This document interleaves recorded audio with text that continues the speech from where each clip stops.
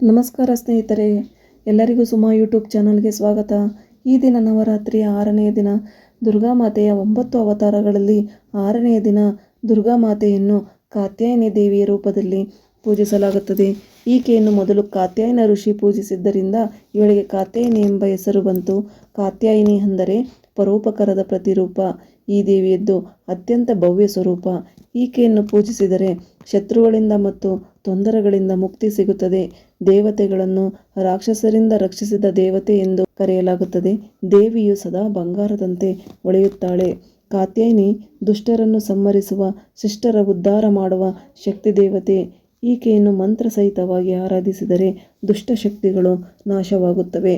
ತಾಯಿಯ ಆರಾಧನೆಯು ಸೋಂಕಿನಿಂದಾಗುವ ಆರೋಗ್ಯದ ಸಮಸ್ಯೆಗಳನ್ನು, ಮೆದುಳಿಗೆ ಸಂಬಂಧಿಸಿದ ಸಮಸ್ಯೆಗಳನ್ನು ನಿವಾರಣೆ ಮಾಡುತ್ತಾಳೆ.